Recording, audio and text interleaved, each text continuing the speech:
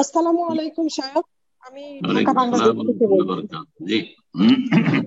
জি সাহেব, আমার প্রশ্ন হলো, আমার একজন পরিচিত ব্যক্তি যে অনেক অন্যান্য ইবাদত করে, কিন্তু সলাৎ পড়তে চায় না। সে একেবারে টোটালি সলাতের থেকে বাহিরে, কিন্তু সে জাকাত দিচ্ছে, হজ করে আসছে, অন্যান্য যা ইবাদত আছে সব করে। এখন আমার প্রশ্নটা হলো যে আমি কি ওনার দিয়ে কোনো খাবার কিংবা অন্য কোনো জিনিস গ্রহণ করতে পারবো কিনা? খাবার তাকে মানে গিফট বা উপহার করতে পারবেন কিনা, এই তো? এটাই বুঝলাম, ঠিক না একরাম ভাই? জি, সম্ভবত যে বোন, আপনি আপনার ফোনটা জি আনমিউট করেছেন, আপনি প্রশ্ন উত্তর দিন। জি স্যার, কোন উনি যদি খাবার উপহার আমাদেরকে দিতে কোনো চান? গিফট করেন, উনি যদি আমাদেরকে বেনামাজিকে কোনো গিফট, খাবার উপহার দিতে চান, এই তো? স্যার আমি উপহার দেই আর উনি আমাদেরকে দেয়, যেটাই হোক, মানে উনি যদি আমাদেরকে দেয় সেটা নিতে পারবো কিনা, কিংবা আমি তাকে দিতে পারবো কিনা সেটা।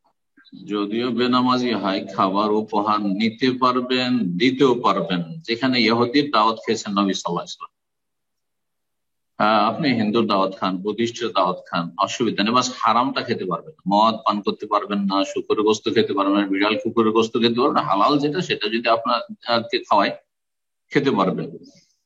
জবাই করার যদি পশু হয়, গবাদি পশু হয়, তাহলে তাদের মুশরিকদের জবাই খাবেন না, যদি আহলি কিতাব না হয়। আর না হলে মুসলিম মুসলিম হতে হবে, অথবা কমপক্ষে আহলি কিতাব। এগুলো খেয়াল রেখে বাকি কাফেরও যদি হয়, মুসলিম সমাজের কাফেরও হয়, আর কোনো হাদিয়া দেয়, তার জবাই করা খেতে পারবে। বেনামাজি জবাই করা খেতে পারবেন না। কিন্তু বেনামাজি আপনাকে যদি বৃষ্টি দেয়, আপনাকে কাপড় দিল, উপর ঢোকন দিল, কিছু হাতিয়ে দিল, খাবার দিল, অথবা আপনি তাকে দিলেন, জায়েজ রয়েছে, যদি তাতে বিশেষ করে যদি দিনী উদ্দেশ্য, আল্লাহর জন্য, হেদায়েত করার জন্য, তার গিফটটা নেওয়া হতে পারে, সে আমার সাথে সম্পর্ক রেখে আমার কথাটা শুনবে, নামাজটা করবে, তাহলে ভালো কথা, আরো প্রশংসা নেই। তাও যদি না হয়, তবু নিতে পারবেন, দুনিয়ার সম্পর্ক রাখতে পারবেন, কাফের সাথে ব্যবসা বাণিজ্য করেছেন, সুতরাং লেনদেন করতে পারবেন। তবে আন্তরিকতা জায়েজ না, অন্তর থেকে ভালোবাসা কাফেরকে, বেনামাজিকে জায়েজ না। কথা বোঝা গেছে? আর বাকি কথা হলো, সে সব আমল করে আর নামাজ পড়ে না।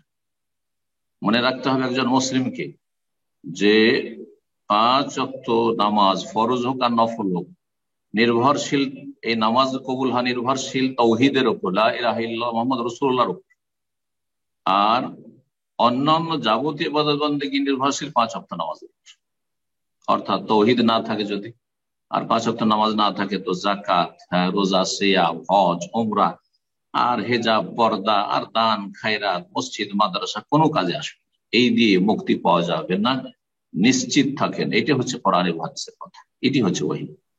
আল্লাহ বুঝার তৌফিক দান করুন, আল্লাহ হিদায়াত দান করুন, অজ্ঞতা দূর করুন।